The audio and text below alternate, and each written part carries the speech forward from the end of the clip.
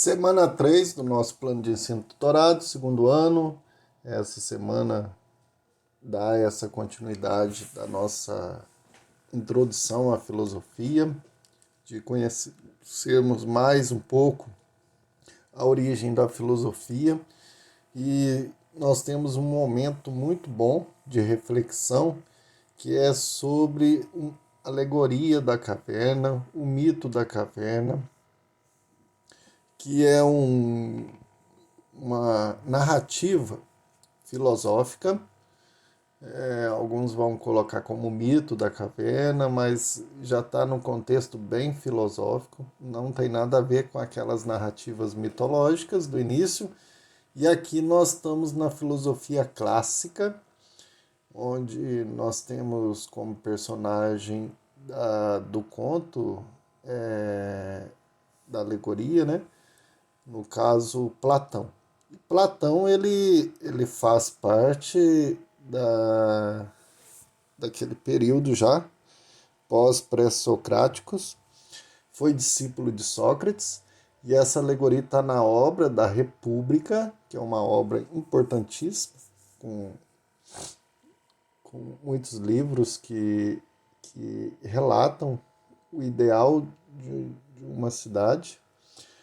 E na alegoria da caverna nós temos várias reflexões, e nessa semana apresenta aí uma reflexão também de fonte primária e secundária, porque nós temos costume, hoje em dia, os jovens têm muita dificuldade de realmente refletir um pouco mais nas fontes. Fonte primária quer dizer nos livros filosóficos mesmo. Então a gente costuma ver muitos comentadores, ler, porque a gente tem uma dificuldade com os textos filosóficos, mas se você não tem o contato com a fonte primária, você corre o risco de poder estar seguindo uma orientação, uma fala daqueles que estão comentando e que, de certa maneira, tem uma ideologia também, por mais fiel que seja. A alegoria da caverna tem uma reflexão muito ampla. Então, nesse pet, nós temos todo o diálogo lá que está entre Sócrates, o irmão de Platão, o Glauco, e sobre todo esse contexto. Então, é um escrito diretamente do livro da República de Platão, que é escrito muito em diálogos mesmo em que tem os personagens, e o personagem principal é o Sócrates. E na alegoria, essa imagem que a gente acha muito na internet aí, nós vamos ver que é importante todos aqueles que estão se introduzindo no conhecimento filosófico conhecer bem, ler todo esse diálogo da alegoria da caverna para conhecer. Então nós temos uma representação, essa imagem que a gente acha aí muito interessante, porque ela tem aí os estágios, os momentos da nossa vida, né? Então quando a gente está muito no senso comum ali, naquela questão de ver sombras mesmo, em acreditar tudo que a gente ouve, que, tudo que dizem, tudo que a gente vê, sempre agindo pelos instintos mesmo, a gente está na área, no momento da ilusão. Aí depois a gente começa a ter algumas informações, algumas crenças, aí a gente dá alguns passos. E quanto mais a gente vai aprendendo a filosofar, nós caímos na razão. E o ideal mesmo é quando a gente sai da caverna, que a caverna é a escuridão, né? E vai e chega a verdadeira luz, que representa o sol. Aí nós estamos mesmo na sabedoria, na filosofia, abertos, dialogando, debatendo, buscando, pesquisando as informações. Então, muito interessante. É claro que aqui eu não vou ler, não vou. É importante que você leia, né, todo esse diálogo. E é importante perceber que essa representação que mostra todo o diálogo. O diálogo é sobre o quê, então? É sobre pessoas que estão lá presas no fundo da caverna. Existe um fogo lá na ponta da caverna, em que tudo que passa lá de fora, aquelas pessoas, elas estão olhando para o fundo da caverna, então, consequentemente, elas enxergam apenas sombras, porque elas não veem o que é o real. Em um determinado dia, alguém consegue se escapar ali, então são cativos que estão ali, alguém consegue escapar e conhece o que é o real, o que é o verdadeiro. Porque aí tem uma dificuldade grande no princípio, né? Igual quando a gente fica muito no escuro, igual quando a gente acorda no meio da noite e a gente precisa. Se você liga a luz de uma vez, você tem que ir aos poucos. Então o contato com a filosofia tem toda essa representação. No primeiro momento, você não, com certeza, a vista da gente, o pensamento da gente embaça até chegar num ponto de você aos poucos consegue olhar diretamente. Ninguém consegue olhar diretamente para o sol. Você vê que a nossa visão. Então isso é tudo. A alegoria da caverna é muito simbólica. Tem que ter toda uma prática de interpretar a simbologia que representa, né? Então, o interessante é que no diálogo eu destaquei alguns pontos interessantes aqui, que são destaques. As pessoas que estão lá são incapazes de voltar a cabeça por causa das prisões. Então isso é tudo simbólico, significativo. Então quando a gente está muito cheio de ideologias, cheio de senso comum, a gente não consegue virar a cabeça. Eu sempre digo assim, a representação daquele cavalo com viseira, né, que antigamente arava com um cavalo que seguia um caminho só sem virar a cabeça, porque ele tinha que ter uma posição só. E a pessoa que busca sempre estar, hoje em dia a gente fala muito da bolha, né? Bolha aí nas redes sociais, você só segue os mesmos canais, escuta as mesmas coisas, ouve as mesmas coisas. Então você está preso a correntes, a grilhões e dificilmente vai conseguir pensar diferente. Então a gente vê muitos absurdos hoje. E se fossem capazes de conversar um com os outros, Sócrates questiona, né? Então, hoje a gente, cada um tem as suas certezas, as suas verdades e não consegue discutir, não consegue debater as ideias. Na filosofia é importantíssimo isto.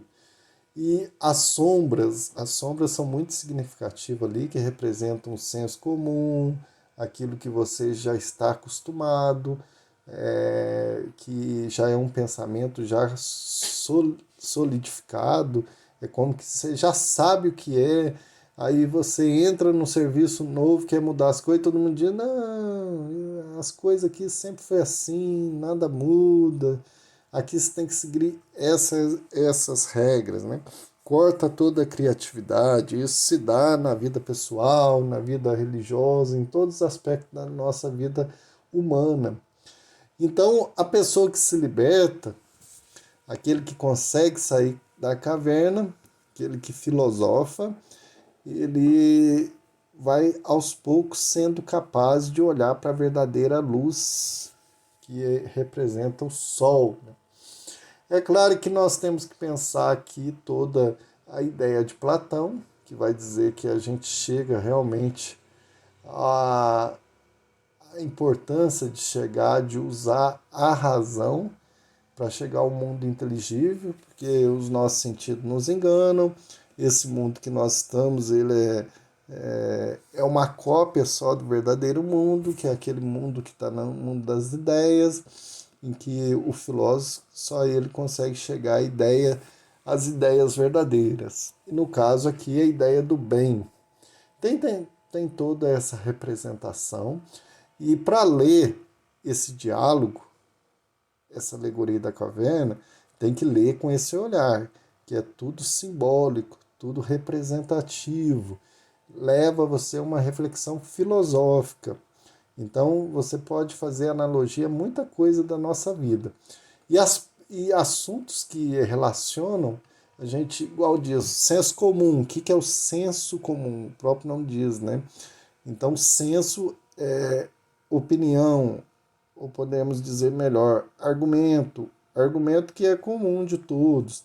As pessoas que vivem sempre têm as mesmas ideias, né? Independente de qual lugar que você esteja, você vê que tem o que significa felicidade, o que significa vida, o que significa iniciativa, participação, todos os assuntos existe uma ideia comum. O senso crítico é aquela pessoa que pesquisa, que corre atrás, que é aberta ao verdadeiro conhecimento, que está sempre dialogando e discutindo, e sempre igual a coruja, né? Olhando vários pontos de vista. Hoje nós temos muito forte a questão da fake news, a pós-verdade, as pessoas que acreditam nas coisas sem pesquisar, só porque talvez bate com o momento que ela está vivendo. Isso é muito cômodo, é um conformismo. E a verdadeira atitude filosófica, crítica, é aquela pessoa que está sempre debatendo, dialogando, pesquisando, buscando vários pontos de vista. Isso daí é muito importante. A alegoria da caverna nos ajuda então a refletir todos esses pontos, é muito importante. Nós temos aí, é bom ler com atenção, né? Aqui a gente tem uma charge que apresenta muito aí o nosso contexto atual, né? É como se fosse Sócrates falando para os discípulos. Imaginem várias pessoas presas num grupo. Então ele faz uma analogia aí, como se fosse a alegoria da caverna. As pessoas que estão num grupo do WhatsApp.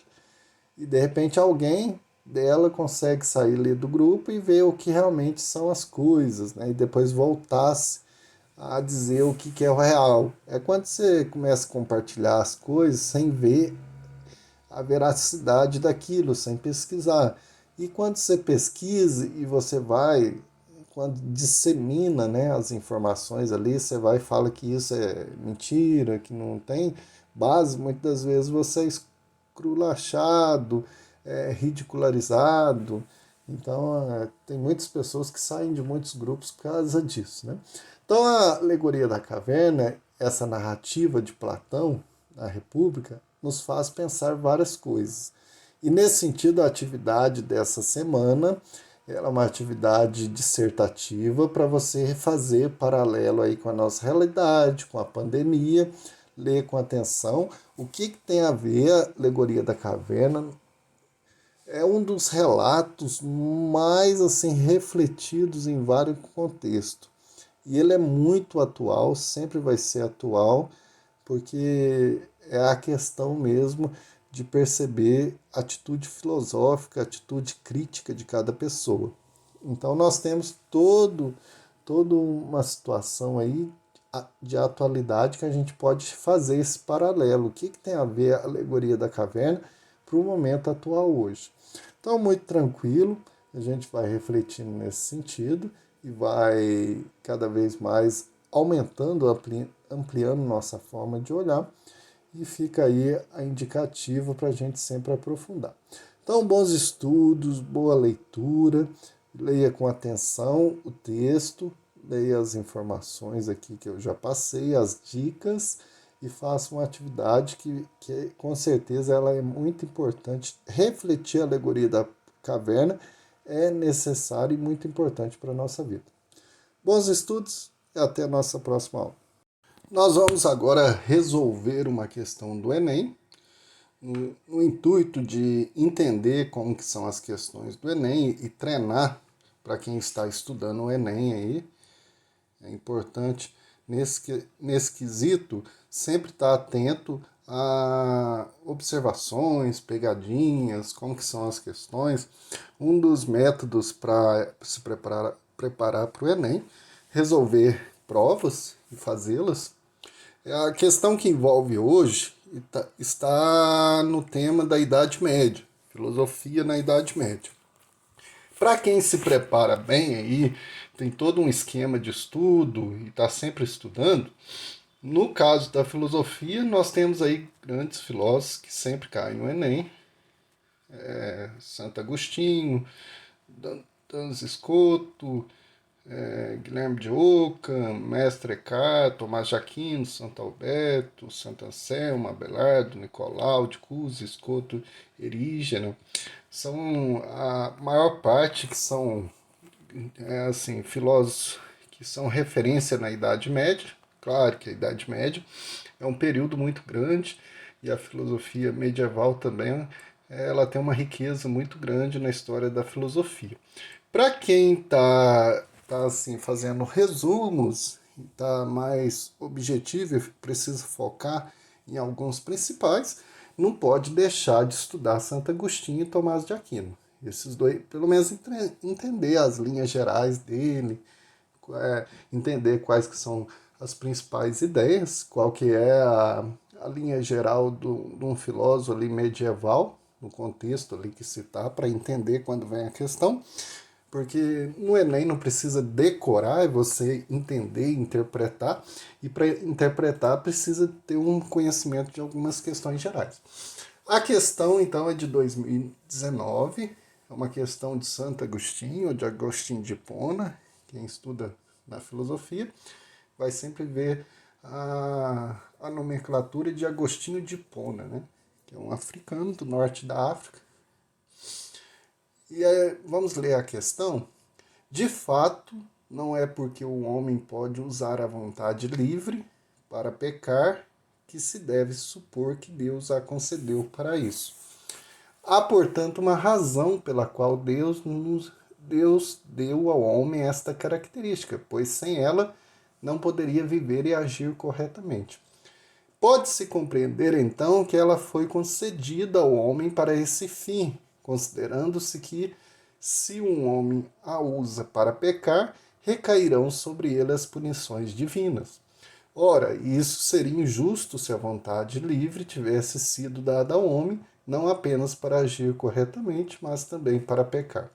Na verdade, por que deveria ser punido aquele que usasse sua vontade para o fim para o qual ela lhe foi dada? Então você vê que o texto ele tem como qual é a principal ideia? O livre-arbítrio, a liberdade.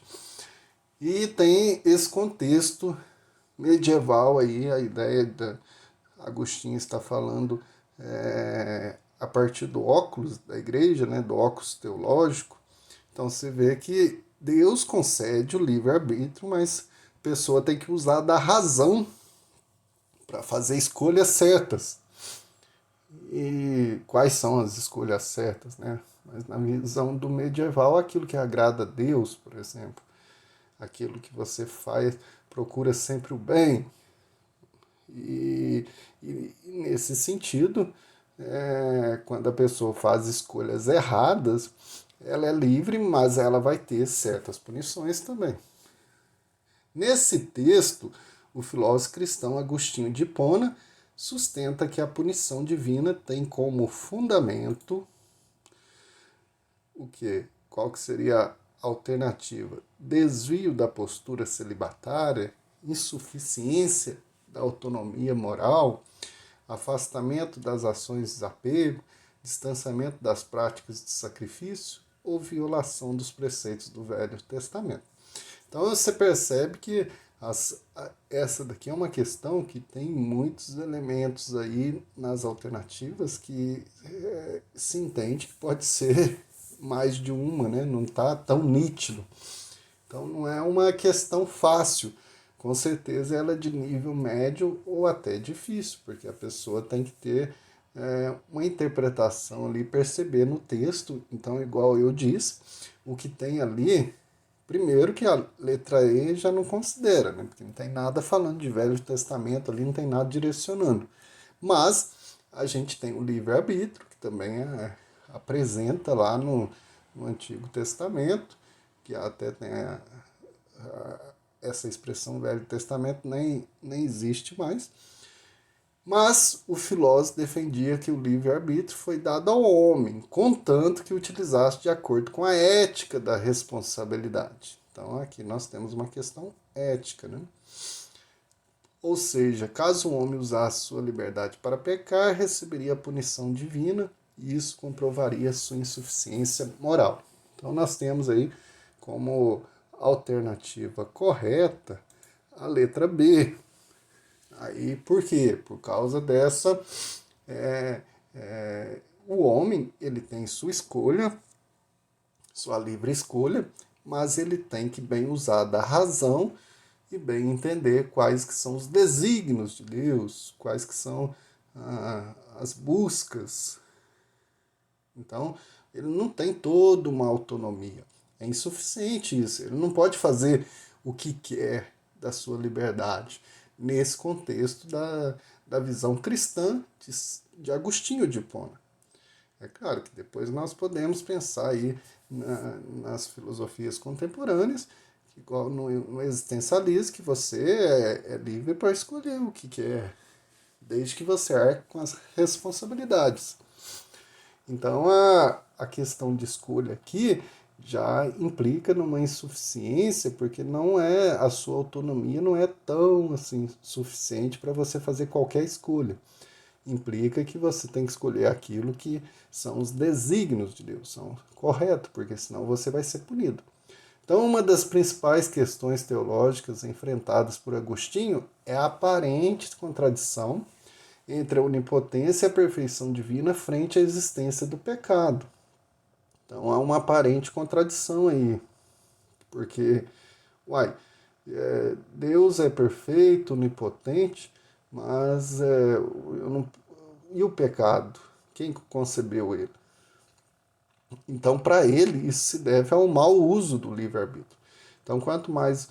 O mal não é um ser para Santo Agostinho, mas é uma ausência. Ausência da razão, ausência do ser, e especialmente quando a razão, então, não é suficiente para dominar as paixões. Nesse sentido, a punição pode advir como forma de restaurar a ordem. Então, sempre a justificativa medieval de que Deus, até na sua punição, não é que ele é mau. O mal não é um ser. O mal é a ausência da razão, a ausência do ser. Na filosofia, na teologia de Agostinho, isso explica que o homem que faz as escolhas erradas por usar pouco a razão. Mas e as outras? Por que não seriam as outras, né? A letra A, desvio da postura celibatária. Celibato é para aqueles que escolhem, principalmente nesse contexto, nesse tempo, é para os religiosos, aqueles que fazem os votos de castidade. E Agostinho aqui, ele fala para todos os homens, ele não está falando só para os religiosos.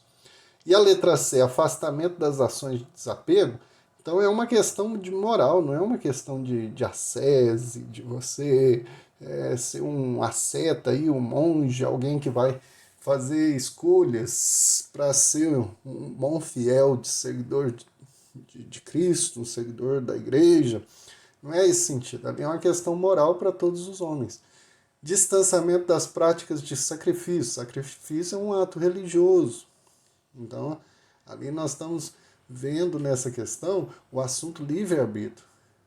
Liberdade. E liberdade não é sacrifício. Liberdade é você usar bem da razão e descobrir os desígnios de Deus.